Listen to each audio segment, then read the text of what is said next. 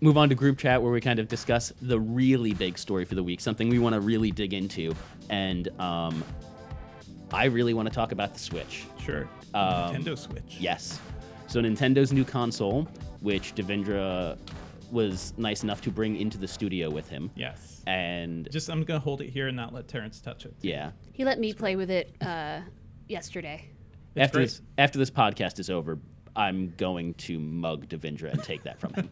That's why I didn't play it on the subway. You could just ask nicely. Yeah. I guess. Just ask him to share his toys.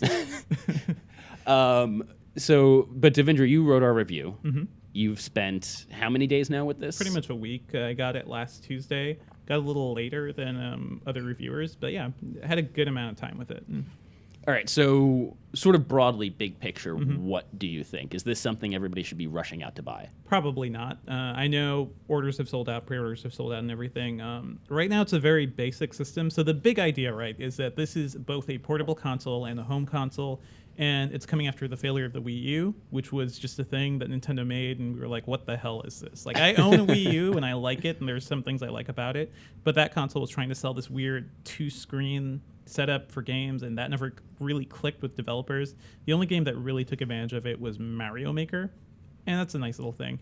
The Switch is taking the best feature of the Wii U, and that's the ability to just play your games anywhere. And with the Wii U, you had to be close to the actual system, which was the weirdest thing. So I could only play wirelessly in my living room, but if I went to my bedroom, I'd just lose the signal completely. So the way it worked on the Wii U was the console itself, which was connected to the TV, did all the processing, and then it was streaming just the visual portion of it to this tablet. And it did it really well, honestly. Like, there wasn't much lag with the Wii U streaming, but the actual gamepad on the Wii U 2 was pretty terrible because it was like a giant Fisher-Price tablet. That I remember. I worked a little bit on the review for the Wii U for Engadget, and I remember coming away from it going, who would want to use this? Yeah. So that was a disaster on many levels, and I think Nintendo had a lot of hubris coming off of the Wii and how successful that was, and they thought they could just do whatever the heck they wanted. Nintendo's a big enough company that they probably can. The Switch is just a much more focused idea. You know, it's portable gaming, but you plop it down the dock, and then it becomes a home console. Has these new controllers, which kind of unify the whole experience. They can go from being on the portable side to being in this nice little grip accessory that turns into a normal controller. So there are a lot of great ideas here. Mostly I'm interested in the fact that the hardware has come so far that Nintendo can create a portable system that also looks pretty good on your TV too. So unlike the newer systems coming out from Sony and Microsoft, this is only 1080p on the TV, right? And they're not making the jump to 4K yet. Nope. And 720p mobile, which honestly makes a lot of sense too, because we're seeing phones and tablets go 1080p and higher, and it doesn't really make sense because you can't see that resolution difference. Your complaint it wasn't the resolution, but more the visibility on sunny days when you were using it. Yeah, outside. The screen is great inside. It's really bright. It's really bold. It's a big improvement over what the Wii U was, which wasn't even HD. But yeah, you take it outside, and it's not bright enough to get through on a sunny day. And it's also super reflective. I think there's a big... given that this is a kid's toy, I think Nintendo put a lot of protection around the screen. And so even if you're outside on a cloudy day, there's a lot of protection. There's a lot of reflection around what you're seeing. So it makes it hard to actually game properly. So... No, go ahead, Dana. Oh, just side note that when he was testing it outside, you were in a park, right? I was in a park, yeah. He got the attention of a bunch of kids who knew exactly what he was playing with. There were like 12 kids, and then I had to be the weird adult, just sitting in the park playing this video game surrounded by children. Leave me alone, kids. I'm doing work here. It was great, and we got some photo bombs in our video from the kids. Excellent. So, screen aside, though, is that something you could really see yourself doing, though? Like, taking your console to the park and sitting and playing video games? I mean, I've owned portable consoles for a while, or portable systems for a while. It's not that different, but I think something like this, as I'm getting older, I'm having less and less time to play games, so the ability to just pick it up, go to the bedroom, go to another room, just sit and relax and play a full-sized game. It's a good experience for me. I really like playing Zelda, just vegging in bed, not doing anything else. Yeah. So that was sort of what I was wondering is this more useful just for its portability around the home rather than out and about? Probably, yeah. You could see it's kind of a wide gadget. It's It huge. is lighter and maybe even thinner than it looks in photos. Mm-hmm. I was surprised at how light it was when I held it yesterday. But for a single-purpose gadget, that's a lot of space in your bag. It is. And I'm the sort of person that also has trouble even fitting like the 3DS into my bag sometimes, and that's a significantly smaller system. But maybe if you're going on a flight or you're going on a work trip or something, I also like the tabletop mode of the system because you could kick out the kickstand and just set it up on the table and use the two controllers separately. Nice, new, innovative things. I didn't get to test the really cool new stuff we've seen from the Switch, like 1-2 Switch and some of the multiplayer games. And this system could potentially bring back the joy of local multiplayer. You know, I grew up playing Mario Kart and other games sitting around the TV with my NES and Super NES. So being able to do something like that again with your friends is kind of cool. But we haven't seen any of that yet either. This is a very, very rushed launch for Nintendo. Just slight sidetrack. I was kind of thinking about how we used to do that, do the local multiplayer and play Mario Kart or even, GoldenEye. Yeah. In these like 4-way split screens on like a 27-inch TV. How did we do and it? I literally have no idea. I played one split screen game recently on like my 40-inch TV and was like, I don't know how I ever survived. Like, how did I know what I was doing? Well, our eyes were a lot better, I think, back then, so that kind of helps. But yeah, we've upgraded to like online multiplayer, so everybody has a nice big screen. But I miss sitting around a crowded living room and just like playing with my friends and my little brother and just like shouting at everybody. So the Switch could bring that back in some ways. Yeah. I mean, I would love to see that. When I first got my PlayStation 4, one of the first things I did was go out and buy like a couple of like really easy like local multiplayer things in hopes that I could get my wife to play with me. That did not work. She has like zero interest. Aw. She's a podcast listener, so she heard all of that. Yep, she knows. I mean, Yeah. she really wants that Switch though. She wants to play Zelda. It's That's pretty much. And Zelda, by the way, is I fantastic. played it a little yesterday. So that's the other big thing I want to talk about is all of the reviews so far of Zelda specifically have been great. Yeah. Aaron reviewed it for us, and he really loved it. I did the video, so you could just hear me there. But I think it's not only the best Zelda game in a very, very long time, but one of the best Nintendo games we've ever seen. It's just, from top to bottom, pretty much great. I saw, I believe it was early this morning, that Aaron basically said he thinks this might be the best entry in the Zelda series, which is a pretty bold statement. I mean, yeah.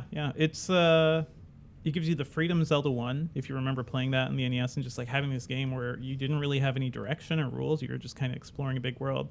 And then Zelda 64, which opened that up to 3D, and it's like, oh crap, like this environment just looks huge. And then it expands that even further. And it brings together ideas we've seen in like The Witcher 3 and Far Cry for some strange reason. And what else? A lot of open world games. It's like refining that formula. So that's sort of what I'm interested in, is kind of seeing how Zelda and Nintendo approaches that open world thing. I'll be honest, I love open world games in theory. In practice, I find they get a little bit boring sometimes. Yeah. It's a lot of grinding, a lot of, find these points on the map. And yeah. So that was the thing I've noticed a lot of open world games used to do, right? You go to a place, you climb a really high location, you open up all these locations in whatever area you're in. Zelda has some of that high climbing mechanic, but you have to do the work yourself. So you have to climb up there, look around, what looks interesting. You can zoom in with the scope and mark it on your map, and you have to go to it. So you're creating your own adventure, which I think also makes it... it's kind of fascinating. Like, it's not really directing you most of the time. You'll also die a lot in this game, Yes. which, Dana died within, a couple of minutes? Well, but I mean, I slayed that first round of bad guys. Yeah. Yeah. And then the guy who I saved gave me bread, so I felt pretty good about that. Yeah. And Dana loves nothing more than somebody who gives her bread. Carbs. But then there was the large monster, right? Yeah. And I had trouble using both the joystick and the camera angled joystick and pressing my weapon button at the same time, all at the same time. Video games are hard. There. Video games are hard. But, the idea that a Nintendo game, which is made for kids, really is kind of relentless. Like, you will die a lot. You'll die climbing things. Climbing's a big part of the game. You'll die fighting enemies. You have to be on your toes. But it's also, I like a game that gives you a bit of challenge, because if I die and it's my fault, I feel like I'm learning from it. Whereas it's not just cheap. It's not like Ninja Gaiden or something. So is it like Nintendo's Dark Souls, or is it not that bad? It's not that bad, Okay. but it is kind of similar. Like, you will be walking around and, oh my god, giant enemy, I am totally unprepared for all this, and if it sees you, you're dead. Like, that's it. How do you think kids are going to react to this game? Because, I mean, that's always been Nintendo's bread and butter, really. It's like people like us who grew up on it and are super nostalgic for Nintendo stuff, and then children. Like, Yeah, children. Well, yeah.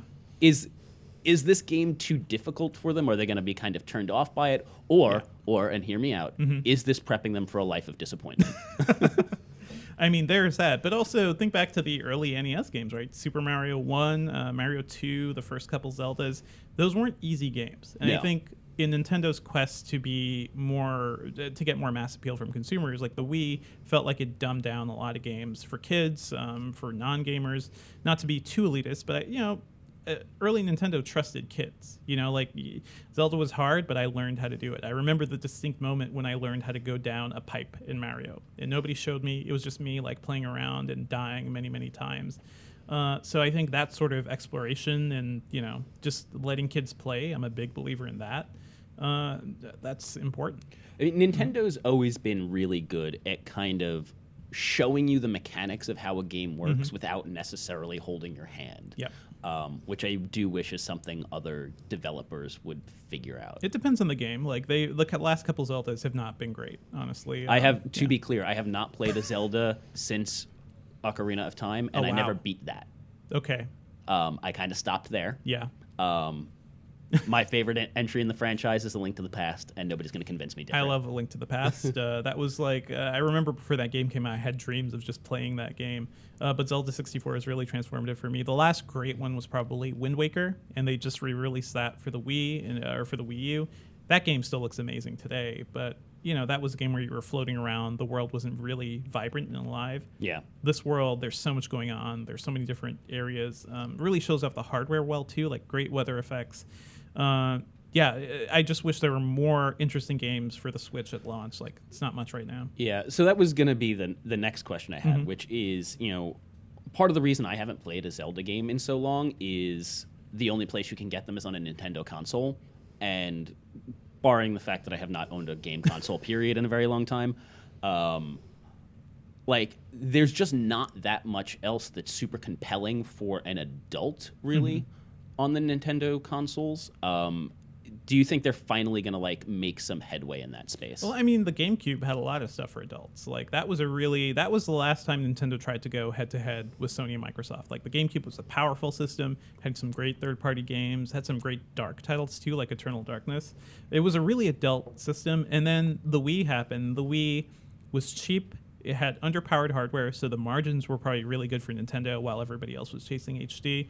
So Nintendo went off of that path for more general gamers with the Wii. This seems like they want to be true to the Nintendo faithful as well.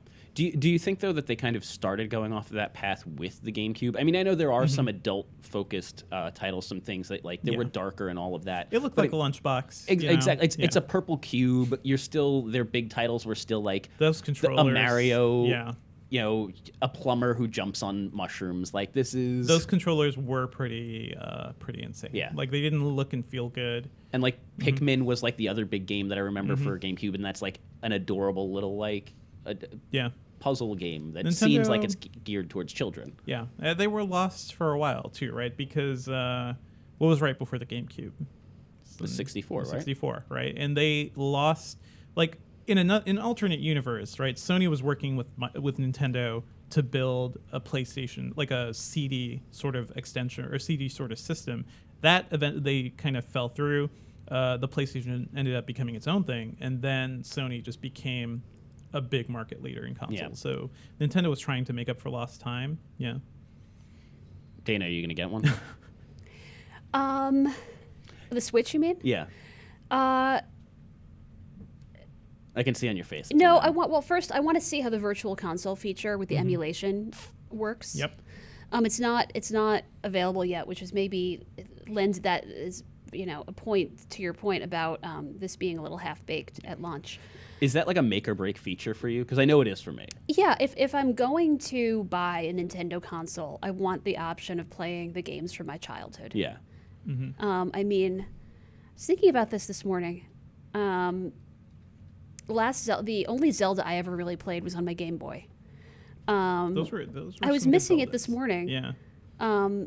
Anyway, the punchline to all this is that my dad sold all of our consoles in a garage sale, probably without asking us. So I don't even... You should tell him it's probably worth a lot more now than whatever I was you got thinking about in the garage shower sale. this morning and feeling sad. I don't know what became of my Game Boy. Aw. Thankfully, my parents never did that, though my father did give away our Atari 2600 and our library of like 80 or 90 games that we inherited from somebody, including like How I had long were you ET pissed and about stuff. that? Oh, Are you I still still pissed hold a about grudge. that? I'm still That's a a little pretty mad big about it. deal. I was pretty mad about it. Did your parents ever just get rid of stuff that they really shouldn't have? Not really. I mean, my parents, so I grew up in Hartford, and then while I was in college, or as soon as I graduated, my parents moved down to Georgia. So they moved all the stuff from our old house. Some of the stuff may still be in that old house. So we may have just left it behind out of neglect. And some things are in our other place. So we've tried to collect. My family doesn't get rid of We things. might have an Atari in our basement, though, that belonged to my dad in his bachelor days. If we can find it and restore it, would you be interested in like a video series like Gaming with Larry Half Sausage? Yes, 100%. Yeah. I feel like nobody is going to understand the Larry Half Sausage thing, but that's okay. we're just gonna, It's his name. I don't think we have time to go into it right now. That sounds like a long story. Yeah. But okay. But yeah, Virtual Console, big thing, Dana. We haven't seen any of the networking features. No. And Nintendo has historically been terrible at networking. So I mean, they only just showed off the eShop yesterday. Yeah. Like, in a video, and the reviewers still don't have access to it. Like, Yeah. it's only, there's going to be a day one update that consumers will get that'll add all that stuff to their systems, but it really worries me that reviewers couldn't see it ahead of time. yeah, I mean, I'm excited and intrigued by it, but I'm also a little bit concerned that in certain ways it seems rushed. So I don't They know. only announced this thing in October. The Wii U came out in, 2014, I think? Sounds right. Sounds about right. I mean, I could look it up, but I don't care Yeah, enough. the Wii U hasn't been around for too long either, so it does feel like the Wii U was this weird misstep for Nintendo. They didn't quite know what it wanted to be, and they probably should just waited a while and maybe release this a year early. This is running on hardware that existed in 2015, I believe. So, yeah. I wish they kind of focused instead of giving us the Wii U, which is kind of half-baked. Yeah. So, Dana, when is the last game console you owned? The N64. Okay. So you're I also don't know what happened to that. Dad probably sold it. so you're Thanks, actually Dad. you're actually a little bit better off than I am. The last one I owned until fairly recently was the Super Nintendo. So What? We had that too. my brother And Dad sold it. My brother had a Nintendo 64, but I never really played it. It wasn't mine. You're right, right. And I had a broken PlayStation from a friend of mine that like I had only one game for. I just had Tony Hawk, and I had it would only work like 1 out of every 5 times. That's a good game. That was a good game. But otherwise, yeah. Ever since the Super Nintendo, I've had nothing until last year when I got a PlayStation 4. So I'm a big console nerd. I'm kind of a Nintendo fanboy too, so I want to have faith in them. But Yeah. we'll see. This is a good change because Nintendo can't play the same game that Sony and Microsoft does for sure. So I think we should kind of wrap up this show because I want to play with the Switch. Don't and mug him for it. I won't. I'll just ask nicely once we leave. Dana, do you have any last thoughts about the Switch before we kind of bring the show to a close? I mean, I enjoyed it yesterday. I agree that I think for most people there will need to be more games for people to pull the trigger on it. Anything you want to add before we kind of wrap up? We're going to be updating this review a lot. This is going to be like a review in progress. So yeah, a lot of things will change. Keep an eye on it. All right. Let's kind of bring the show to a close, though, with what we're continuing to call the wind down. This is kind of where we just recommend something that, the viewers, the listeners, the readers go out and check out. Something non-tech related. Well, non-tech at least. No gadgets here. Something you've been reading, watching, listening to, whatever it might be.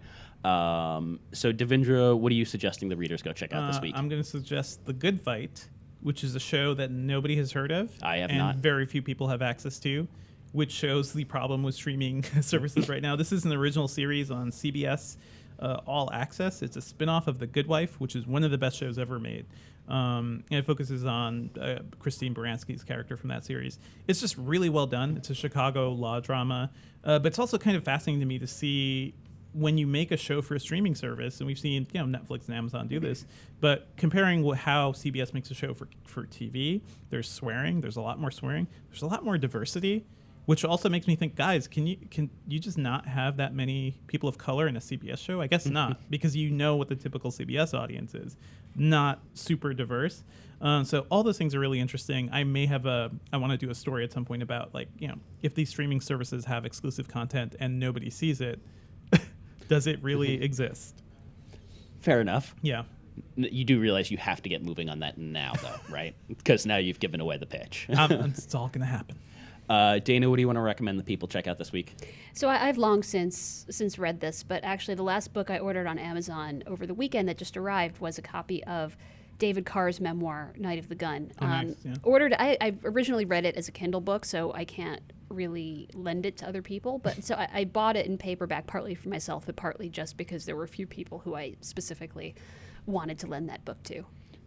Interesting. So you bought a book in physical form just to lend it to other people? Only partly. Or at least partially to lend it to other people. Yeah. Partially. I mean, partially. It's also a book that has stuck with me, so it may as well have a place on my physical bookshelf. Mm-hmm. Interesting. All right. I'm going to suggest people go check out Code Switch, which is an excellent NPR podcast. It's about race and ethnicity in modern culture. It's a fairly popular show. I don't think I'm blowing anybody's minds by recommending this. It's a good show. It's a very good show. Yeah. I've been actually a bit behind on it, and I just listened to the 3-part series about Obama's legacy over the last week, which is super good, and everybody should go check that out. It's just a super smart show, and worthy of being in your subscriptions on your podcast app. Another show worthy of being in your subscription to your podcast app, though, is this one. So please do that. Please subscribe in your podcast app of choice. Rate us on iTunes. Yeah. And write us a review. Rate us on iTunes. Do all of that good stuff. And hopefully it's a good review. If you want to write us a bad review, maybe first what you should do is reach out to us on Twitter. Devindra, where can they find you? I'm at Devindra on Twitter. Dana? I am Dana Wollman, and right after this, I am disabling my ability to see eggs. Add an icon. Yeah. I am at Terrence O'Brien, lots of E's, no A's. You can also get us at Engadget Podcast. So send us your compliments, complaints, suggestions, feedback for the show. Do all of that before you give us a bad rating in the podcast app, because we want to make the show better for you. We are listening. We want to make you, the viewer, happy. And that's pretty much it. Make sure to tune in next week. We will have another episode for you one way or another.